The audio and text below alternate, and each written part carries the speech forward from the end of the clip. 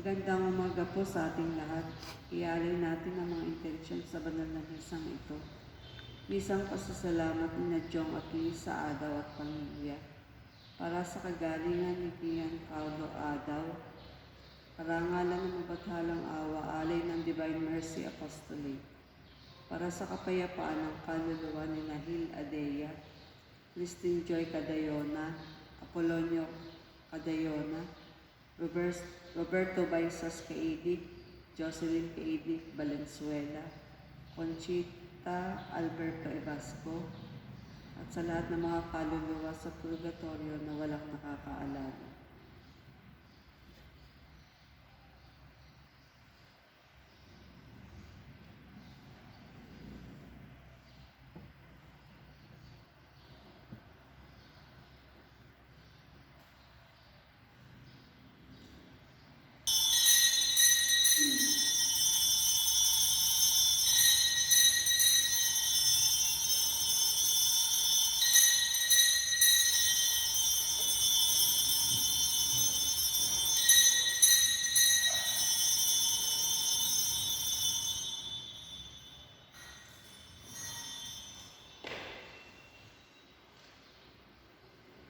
Panginoon ang nag-akay sa tinubos niyang bayan, nagpupuring mga hirang, masasayang nagdiriwang, Alleluia ang awitan.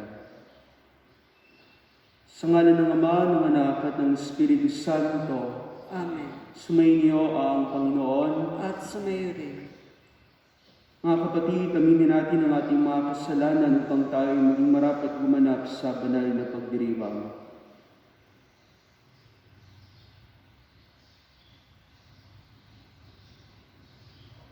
Inaamin ko sa makapangyarihang Diyos At sa inyo mga kapatid, na ba akong nagkasala sa isip, sa salita, sa gawa, at sa aking pagkukulang. Kaya sinasabi ko sa mahal na Birhen Maria, sa lahat ng mga anghel at mga banal, at sa inyo mga kapatid na ako'y ipanalangin sa Panginoong ating Diyos.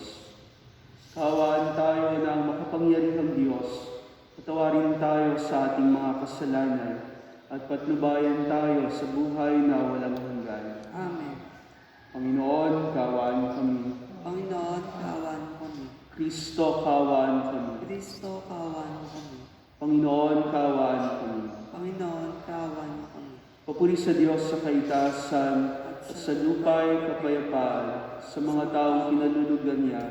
Pinupuri ka namin, dinarangal ka namin, sinasambahan namin, ipinagbubunikan namin, pinasasalamatan ka namin, dahil sa dakila mong angking kapurihan. Panginoong Diyos, Hari ng langit, Diyos sa mga makapangyarihan sa lahat, Panginoong Jesucristo, bugtong na anak, Panginoong Diyos, Kordero ng Diyos, anak ng Ama, ikaw na nag-aalis ng mga kasalanan ng sanlibutan, maawa ka sa amin. Ikaw na nag-aalis ng mga kasalanan ng sanlibutan, tanggapin mo ang aming kahilingan. Ikaw na nanunulok sa kanan ng Ama, maawa ka sa amin.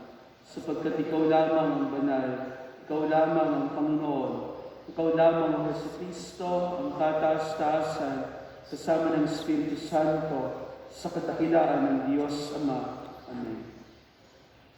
Manalangin tayo.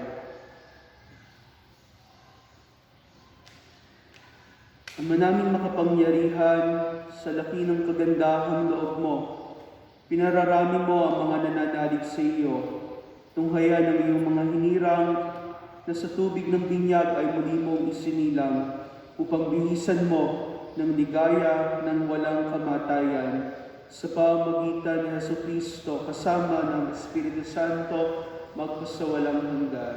Amen.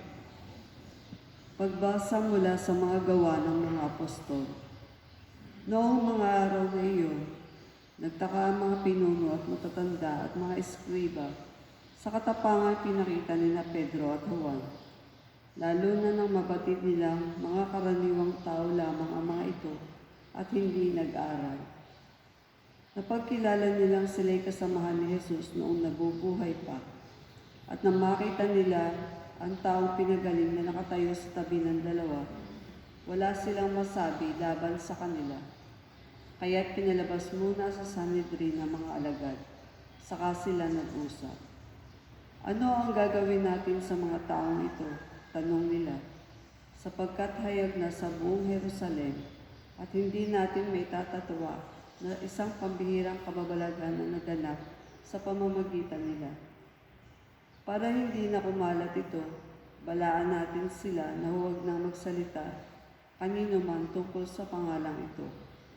Kaya't muli silang ipinatawag sina Pedro at binalaan na huwag nang magsasalita o magtuturo pa tungkol kay Jesus.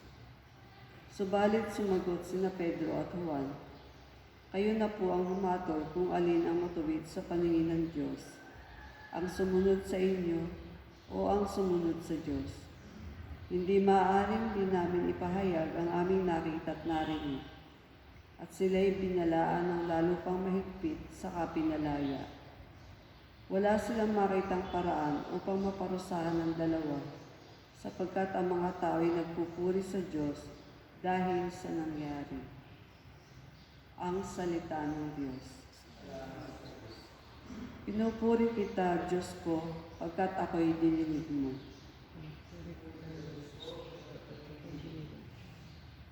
O pasalamatan ng Panginoong Diyos, pagkat siya'y mabuti.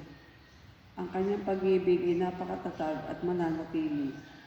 Dahilan sa poon, ako'y pinalakas at ako'y tumatag. Siya sa buhay ko ang tagapagligtas.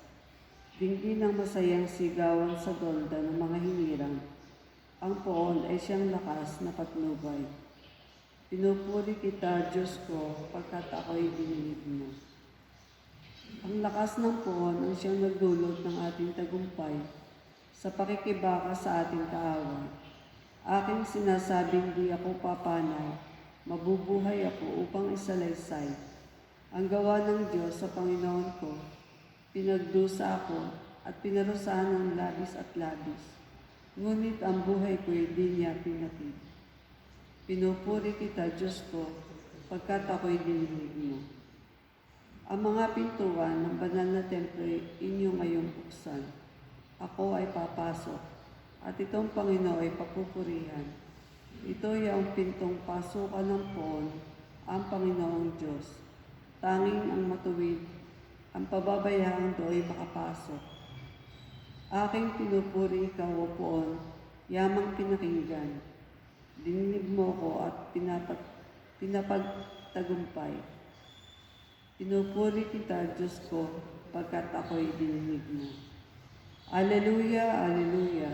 Araw ngayong gawa ng Diyos, magdiwang tayo ng lubos, purihin ang manunubos. Aleluya, aleluya.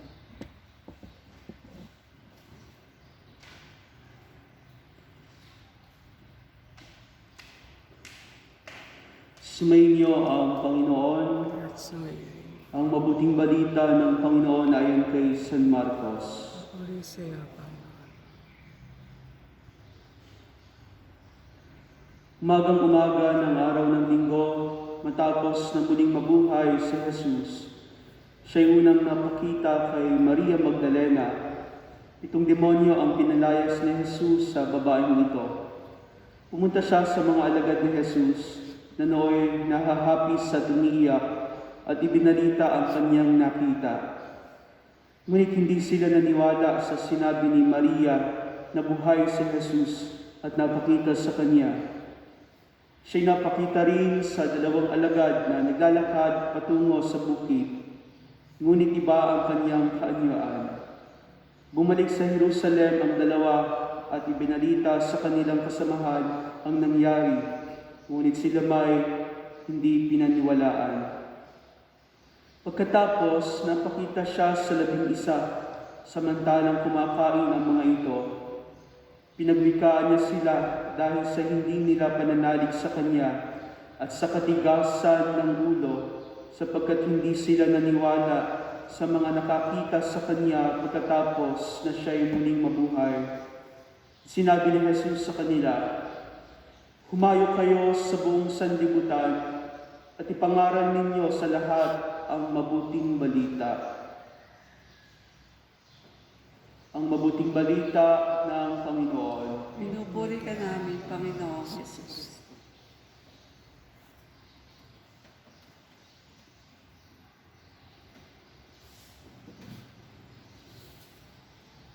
Ang krisis na pinagdaraanan natin sa panahon ito ay hindi na lamang ang pandemya dulot ng COVID-19.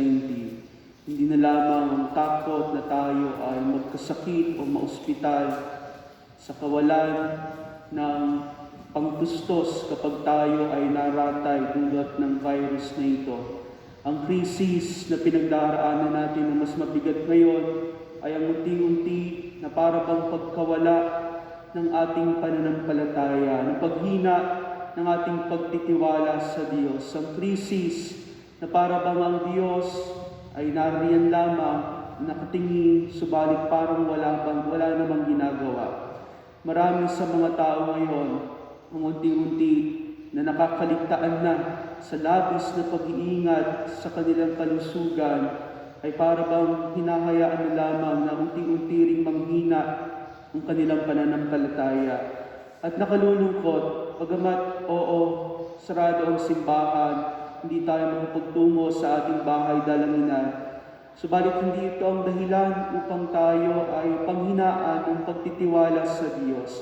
Manghina ang ating pananampalataya sa Panginoong muling nabuhay. At totoo, kung iyahalin tulad sa ating Ebanghelyo, bagamat itong kanyang mga alagad, nagpakita ang ating Panginoong Jesus, binalita ni Maria Magdalena, itong dalawang alagad na magtutungo sa Emmaus, hindi pa rin sila naniwala. At ito sa mga panahon ito ay nangyayari pa rin.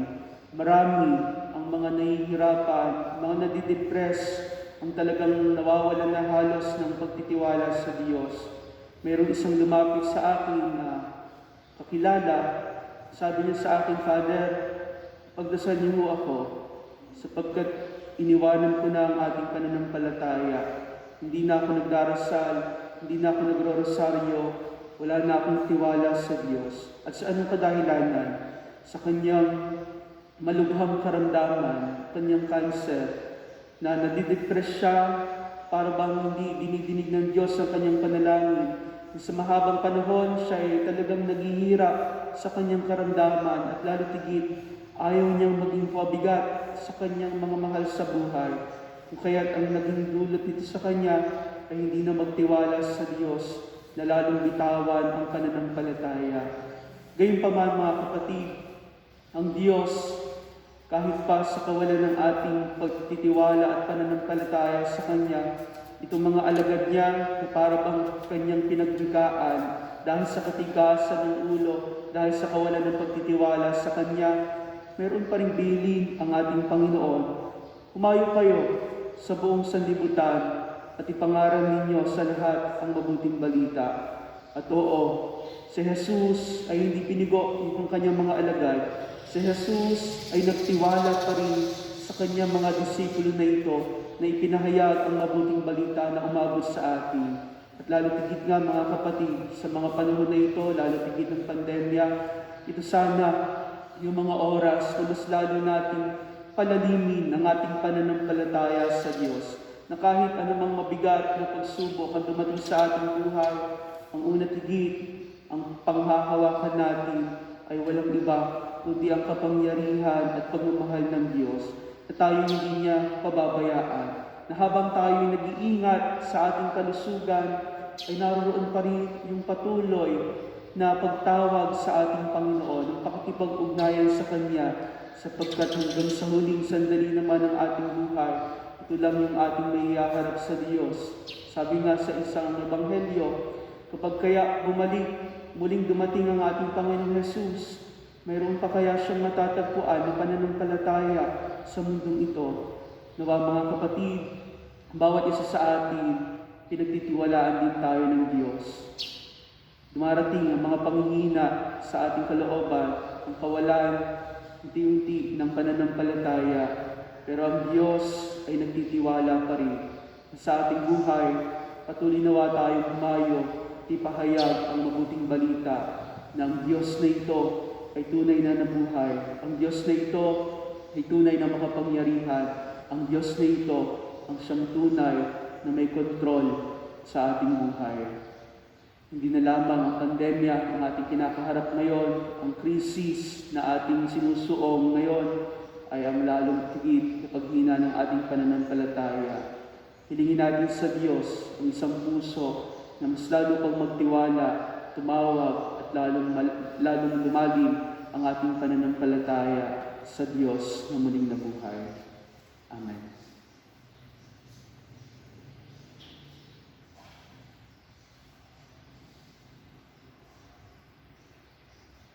Sa kagalakan ng Pasko ng Pagkabuhay, kasabayang pagdiriwang ng 500 taon ng Kristyanismo sa ating bansa, manalangin tayo sama upang maipahayag natin ng lubos ang tagumpay ni Kristo laban sa kasalanan at kamatayan. Ang ating itutugon, Panginoon ng muling pagkabuhay, dinggin mo kami. Panginoon, ng muling pagkabuhay, dinggin mo kami. Para sa simbahang Katolika, ipahayag nawa niya ang tagumpay ni Kristo na dumaig sa kasalanan, hirap at takot sa mundo. Manalangin tayo. Panginoon, ng muling pagkabuhay, dinggin mo kami. Para sa mga pinuno ng simbahan at pamahalaan, taligdan nawa nila ang pansariling interes at patuloy nawa silang tumayo at ipangaral ang mabuting balita sa mga hindi pa nakakakilala kay Kristo. Manalangin tayo. Panginoon, ng muling pagkabuhay, dinggin mo kami. Para sa buong sanlibutan, lalo tigit ang bansang Pilipinas, na nagdiriwang ng 500 taon ng Kristyanismo, naway takwil natin ang kasalanan at mamuhay tayong muli bilang mga anak ng Diyos. Nalangin tayo. Panginoon, ng muling pagkabuhay, dinggin mo kami. Para sa mga biktima ng kahirapan at ng karapatang pantao, naway matagpuan nila ang kapayapaan at hustisya na kanilang inaasam. Manalangin tayo. Panginoon, ng muling pagkabuhay, dinggin mo kami. Para sa ating lahat na nakikisa sa pagdiriwang na ito, upang patuloy tayong kalingain ng buong may kapal at pagpalain ng lahat ng ating gawain sa ikatatagumpay ng kaharian ng Diyos sa lupa. Manalangin tayo. Panginoon, ng muling pagkabuhay, dinggin mo kami. Sa katahimikan ng ating mga puso, patuloy nating idulog sa Diyos ang ating mga personal at natatanging intensyon.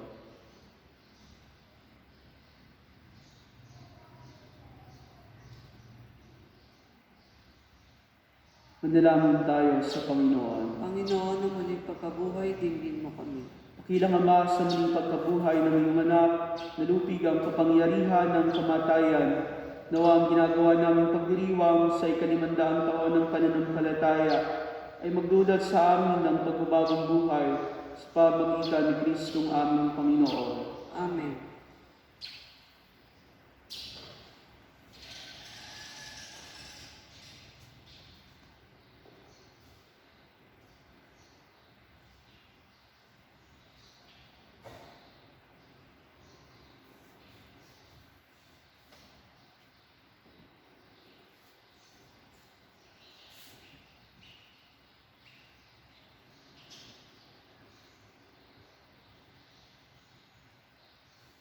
Kapuri-puri ka, Diyos, sa mga lumikha sa sanlibutan, sa iyong kagandahang loob, narito ang aming maiaalay. Mula sa lupa at bunga ng aming paggawa ang tinapay na ito para maging pagkain nagbibigay buhay. Kapuri-puri ang po may kapal ngayon at kailanman.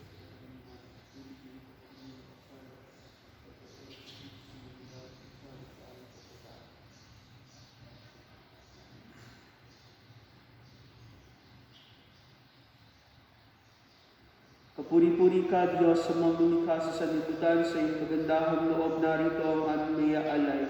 Mula sa katas ng ubas at bunga ng aming paggawa ang alak na ito para maging linuling nagbibigay ng iyong Espiritu. Kapuri-puri ang po may kapal ngayon at kailanman.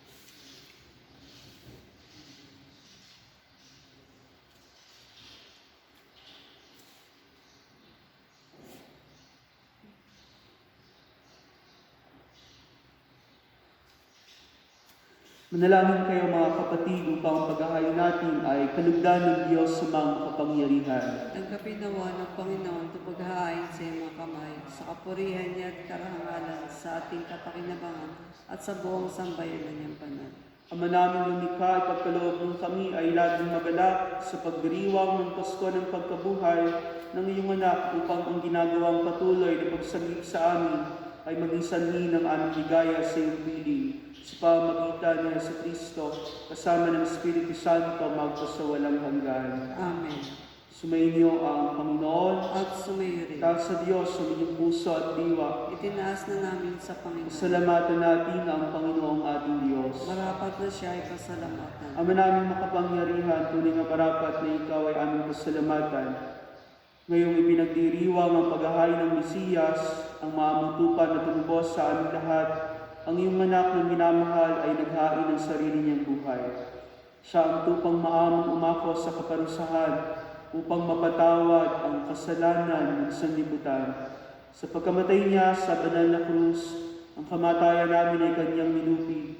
Sa pagkabuhay niya bilang manunubos, pag-asa at pagkabuhay ay aming nakamit.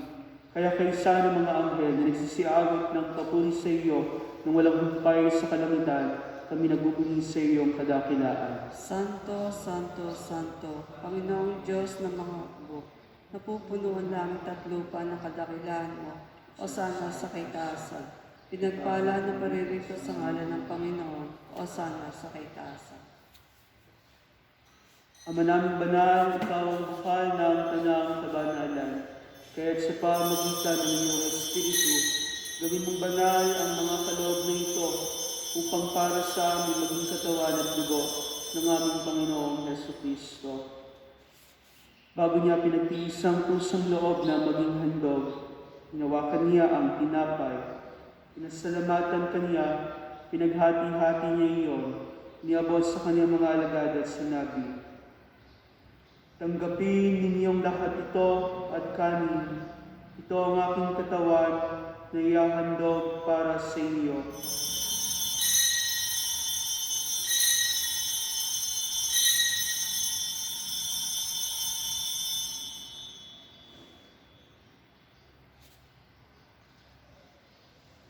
Gayun din naman noong matapos ang hapunan, hinawakan niya ang kalis, muli kaniyang pinasalamatan. Niabot niya ang kalis sa kanyang mga alagad at sinabi, "Tanggapin ninyong lahat ito at inumin. Ito ang kalis ng aking dugo, ng bago at walang hanggang tipan. Ang aking dugo na ibubuhos para sa inyo at para sa lahat, sa ikapagpapatawad ng mga kasalanan. Gawin ninyo ito sa pag-alala sa akin."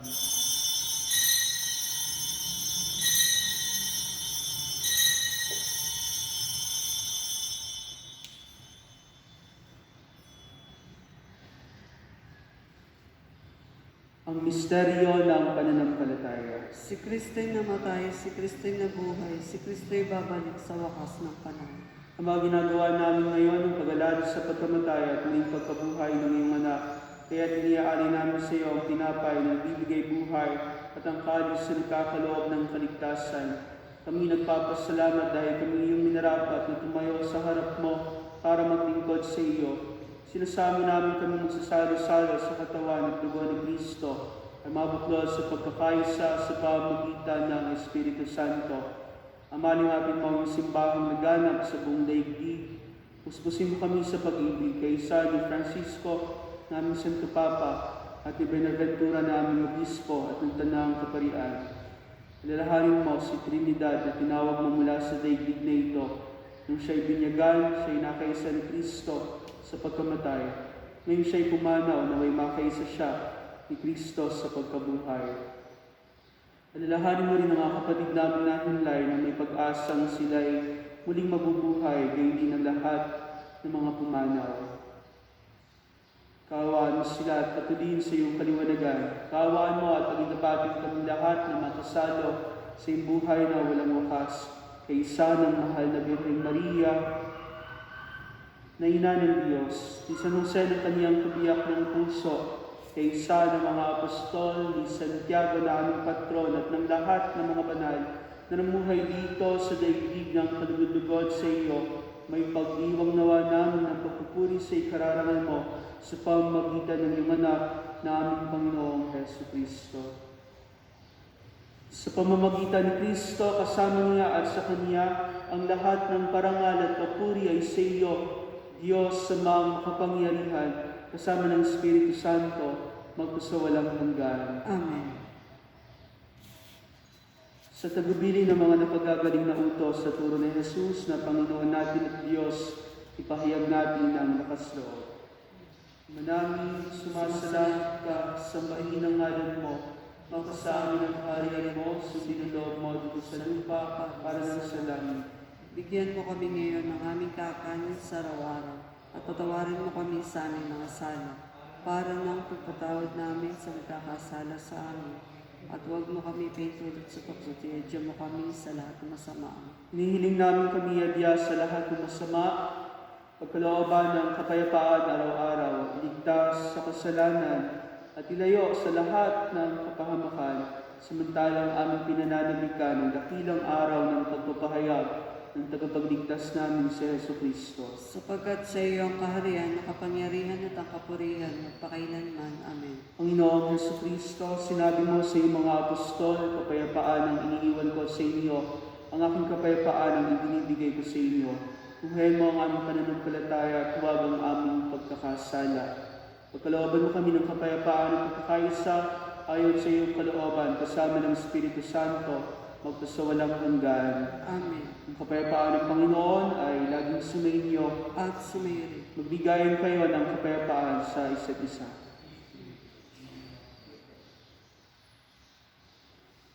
Kordero ng Diyos na nag-aalis ng mga kasalanan ng sanlibutan, maawa ka sa amin. Kordero ng Diyos na nag-aalis ng mga kasalanan ng sanlibutan, maawa ka sa amin. Kordero ng Diyos na nag-aalis ng mga kasalanan ng sanlibutan, ipagkaloob mo sa amin na kapayapaan.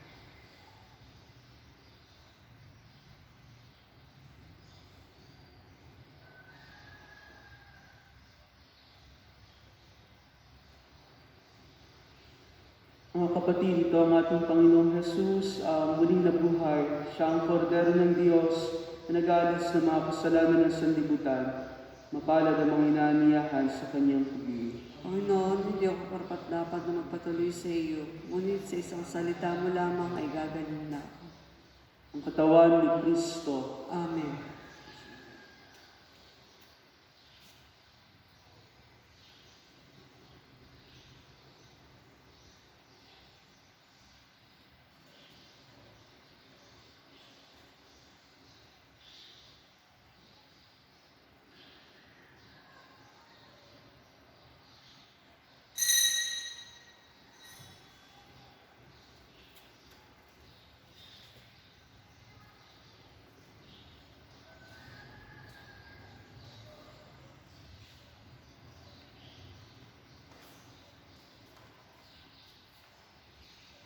Lahat kayong nabinyagay, si Kristo ang siyang katambal at pawang nabibihisan ng muli niyang pagkabuhay. Alleluia, siya'y awitan.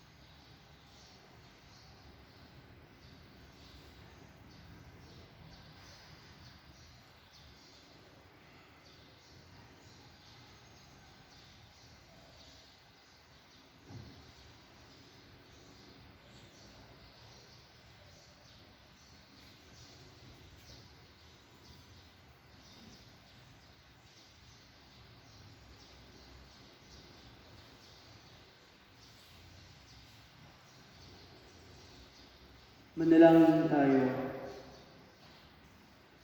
Ama namin mapagmahal, tunghayan mo at ingapin ang iyong sambayanan na minarapat mong makinabang sa biging ng pangmagpakailanman. Pagkaloob mo kami maluwalhating makarating sa pagkabuhay na magtatampok sa amin sa iyong piling sa pamamagitan ni Jesucristo kasama ng Espiritu Santo magpasawalang hanggan. Amen. Ating dasalin ang spiritual communion para sa mga nakikibahagi sa misang ito sa kanilang mga tahanan. Panginoong Jesus, ako ay naniniwala na ikaw ay nasa kabanal-banalang sakramento. Iniibig kita ng higit sa lahat at hinahangad kong tanggapin ka sa aking kaluluwa, sapagkat sa sandaling ito, hindi kita matanggap sa sakramento. Tumuloy ka sa espiritu ng aking puso, niyayakap kita na para pang naririto ka, at iniaalay ko ng buo ang aking sarili sa iyo. Huwag mong hayaan na mawalay ako sa iyo. Amen. Sumainyo ang Panginoon, At sumayo rin. naway pagpalain kayong lahat at ang iyong buong pamilya na makapangyarihan at kapagmahal na Diyos Ama, Anak at Espiritu Santo. Amen. Ang misa'y naialay na, humayo tayo at patuloy na ipangaral ang mabuting balita sa buong sanlibutan. Salamat sa Diyos.